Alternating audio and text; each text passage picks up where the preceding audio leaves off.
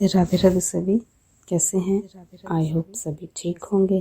ठाकुर जी की कृपा सभी पे बनी होगी। सभी अपने अपने घर पे कुशल मंगल से होंगे। जैसे कि हम उस दिन कथा कर रहे थे मनु और शत्रुपा की, कि मनु और शत्रुपा के कितने पुत्र हुए थे? 2। कौन कौन से? उत्तानपाद और प्रियव्रत।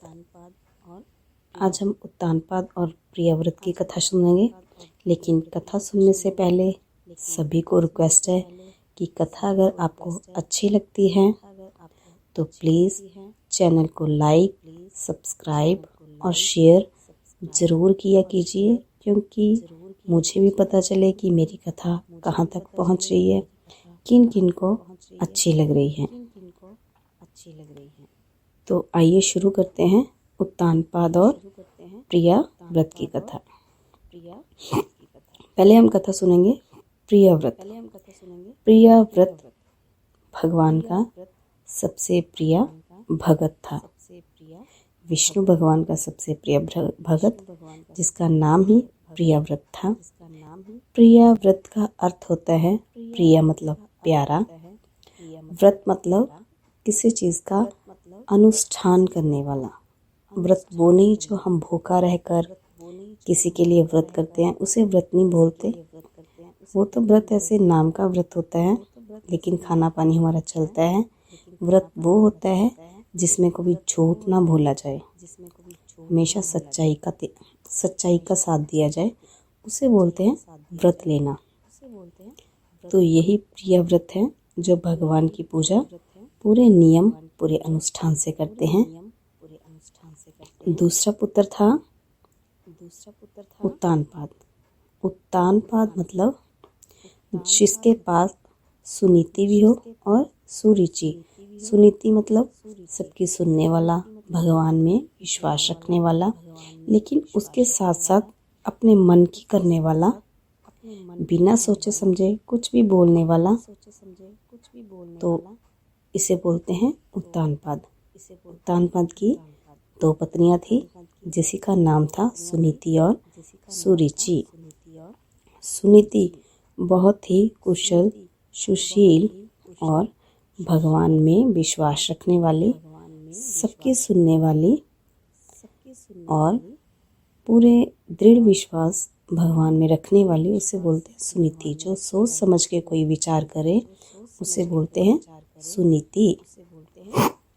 और सुरुचि जो बिना सोचे समझे, बिना किसी रुचि से सब कुछ करे, उसे बोलते हैं सुरुचि। सुरुचि मतलब बिना रुचि के जो काम करे उसे बोलते हैं सुरुचि।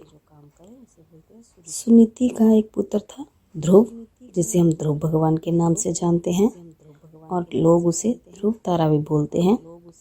ध्रुव तारा की मीन्स हम कथा सुनेंगे कि ध्रुव जी ध्रुव तारा कैसे बने, लेकिन पहले हम ये उत्तानपाद और प्रियव्रत की कथा पूर्ण करते हैं। और सुनीति का पुत्र था उत्तम। उत्तम मतलब जो हम बोलते हैं ना, बहुत उत्तम है, अच्छा है, जो उसके लिए अच्छा होता है उसे बोलते हैं आपके लिए ये बहुत उत्तम है।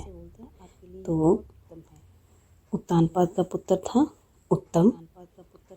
एक दिन उत्तानपाद जी अपने पुत्र उत्तम को गोद में लिए बैठे उसे प्रेम कर रहे थे, और ध्रुव जी आए वहाँ पे।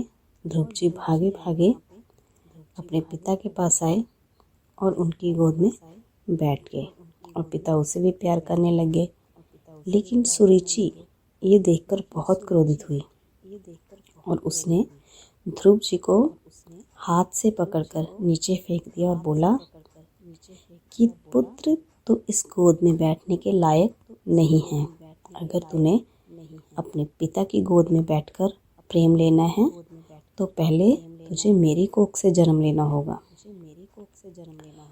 और इसके लिए तुम्हें भगवान से प्रार्थना करनी होगी, भगवान की भक्ति करनी होगी, और फिर तुम मेरी कोख से जन्म ले सकता है, और फिर तुम अधिकारी है अपने पिता की गोद का।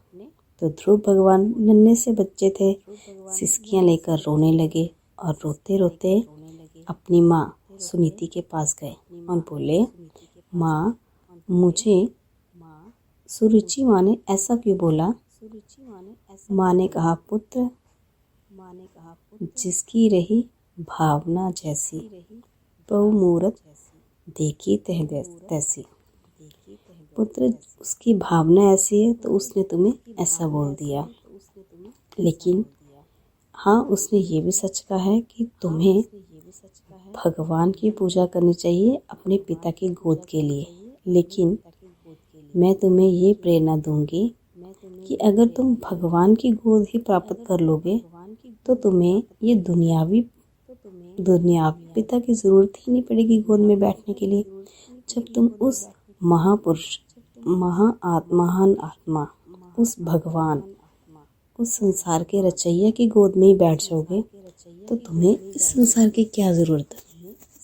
माँ ने उसे तो समझाया था ये बातों के लिए, तो उसने बोला कि माँ, भगवान कहाँ मिलेंगे? माँ ने बोला, बेटा, भगवान को पाने के लिए बहुत तपस्या करनी पड़ती है और वो जंगलों में मिलते हैं, जंगलों में जाकर तपस्या करनी पड़ती है उन्हें। लेकिन माँ ने मतलब कि उसे टालने की कोशिश की कि चलो ये टल जाएगा, कि माँ ने जो बोला वो भूल जाएगा, जंगल में मैं बोल दूंगी वो नहीं जाएगा तो बैठ जाएगा घर पे। तो माँ ने बोला, बेटा, अभी तेरी आयु नहीं है भक्ति करने की, जंगलों में जाकर भक्ति करनी पड़ती है, इसीलिए तुम अभी बहुत छोटे हो।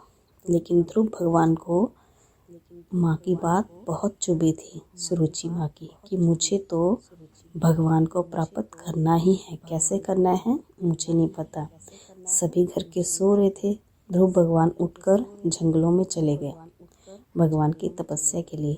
वहाँ उन्हें नारद जी मिले। नारद जी ने कहा, पुत्र, तू यहाँ? तो ध्रुव जी ने कहा, हाँ भगवान, मैं भगवान को ढूंढने आया हूँ। नारद जी ने कहा, भगवान को तुम इस आयु में कैसे ढूंढ लोगे? ध्रुव जी ने कहा, नहीं, मुझे भगवान को पाना है। मुझे उनसे पूछना है कि उन्होंने मुझ में ऐसी क्या कमी रहेगी कि मुझे अपने पिता की गोद से माँ ने उतार कर फेंक दिया। तो नारद जी ने उन्हें बहुत समझाया, लेकिन ध्रुव भगवान नहीं माने। तो नारद जी ने उन्हें दीक्षा दी, ओम नमो भगवते वासुदेवाय मंत्र जाप की, कि तुम ये मंत्र का जाप करते रहो, भगवान तुम्हें अवश्य मिलेंगे।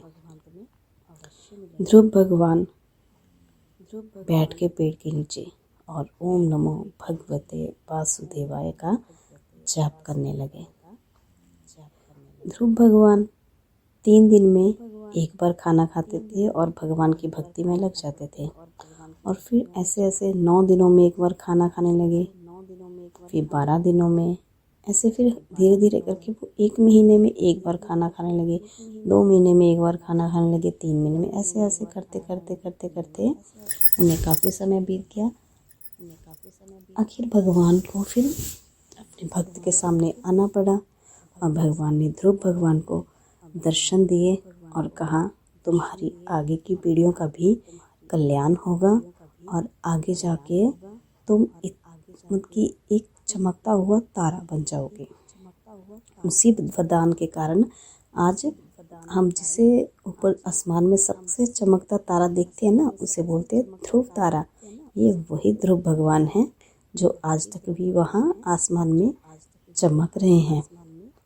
तो ध्रुव जी भगवान की भक्ति करके जब घर वापस आए तो वही सुरुचि माँ जिसने ध्रुव भगवान को हाथ पकड़कर पिता की गोद से फेंक दिया था, वही सुरुचि माँ आरती का थाल लेकर ध्रुव जी के सामने खड़ी हो गई और इतने आंसू बहा रही है और ध्रुव जी से क्षमा भी मांग रही है, उसकी आरती भी कर रही है कि पुत्र, मुझे क्षमा कर दो, मुझसे गलती हो गई और मैंने तुम्हें पता नहीं क्या क्या बोल दिया। लेकिन ध्रुव भगवान को तो अब भगवान का ज्ञान हो चुका था, तो उन्होंने कहा कि नहीं मैया, मुझसे क्षमा मांगने की ज़रूरत नहीं है, बल्कि मैं तो आपका धन्यवादी हूँ। अगर आप उस दिन मुझे इतने कटु शब्द नहीं बोलती तो मैं शायद भगवान को नहीं मिल पाता। तो आज की कथा यहाँ पे संपन्न होती है और आगे की कथा मैं जल्दी से लेकर आऊँगी। और कथा अगर पसंद आती है तो प्लीज़ लाइक शेयर और सब्सक्राइब ज़रूर किया कीजिए कि मुझे भी आपका पता चले कि आपको कथा मेरी अच्छी लगती है। और कमेंट में राधे राधे लिखा कीजिए। खुश रहिए, आपका दिन शुभ हो, मंगलमय हो। नया साल आने वाला है, ये नया साल आपके लिए शुभकामना लेके आए। जय श्री राधे, जय श्री राधे, जय श्री राधे। खुश रहिए सभी, खुश रहिए सभी।